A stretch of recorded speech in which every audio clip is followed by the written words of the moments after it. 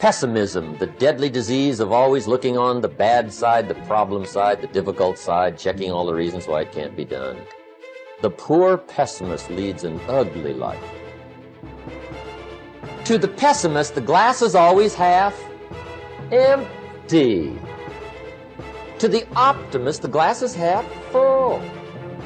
Why would the same measure affect people two different ways? Answer: it all depends on how you look at it. Our lives are mostly affected by the way we think things are, not the way they are. The way we think they are affects us most. He doesn't try to figure out what's right. He tries to figure out what's wrong. He doesn't look for virtue. He looks for faults. And when he finds them, he's delighted. How ugly. Young people always have a reason to be upset and cynical about the current state of affairs, and it's that way forever. And it's easier just to accept that, because there's also a positive element, and the positive element is, well, you've been granted something rather than nothing, and maybe you haven't been granted pure hell, because especially in a culture like ours where many things actually function quite well, so there's room for gratitude there. Even if it's a broken machine, it's not one that's completely devastated, and it's not absolutely hell-bent at every second on your misery and destruction. And it easily could be, because many societies are like that. And so the fact that we happen to live in one that isn't corrupt beyond imagining is something to be eternally grateful for. And the affirmation for this principle is, I am deeply thankful for all that I've received, and I enjoy giving to others in the spirit of love and service.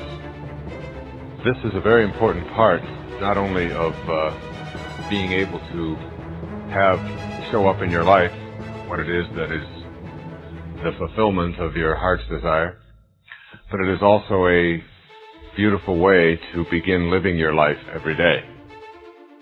There's an old saying that says, if you're not generous when it's hard, you will not be generous when it's easy. The healthiest of all human emotions is gratitude. I said, you go down that list.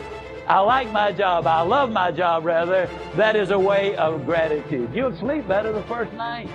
Tomorrow morning, when you get up, get back in front of the mirror just before you go to work. Get back in front of the mirror and repeat the process again with excitement and enthusiasm. I love my job because, and take the list with you. Because the reality is, you see, you will have started to change from a fault finder to a good finder. Every achievement in the world was first initiated as a creative idea. First the idea, then faith in it, then the means of implementing the idea. That is the way success proceeds. Here is the idea. What is your present trouble? Your trouble is that you lack everything, don't you? You lack money, you lack subscribers, you lack equipment, you lack courage. And why do you suppose you lack everything? Why, simply because you're only thinking about what you lack. You are constantly thinking lack thoughts, and you have thereby created a condition of lack. If you constantly think about what you don't have, you keep creating the conditions that keep you in this state. By emphasizing only what you lack, you frustrated the creative forces that can get this project really rolling. From the standpoint of doing a lot, you've been working very hard. But you failed to do the one all-important thing that will lend power to all your other efforts. You have not employed positive thinking. To correct the situation, to reverse the mental process, and begin to think, instead of lack, to think prosperity, achievement, and success. Don't hold on to the mental pictures of difficulties and failures.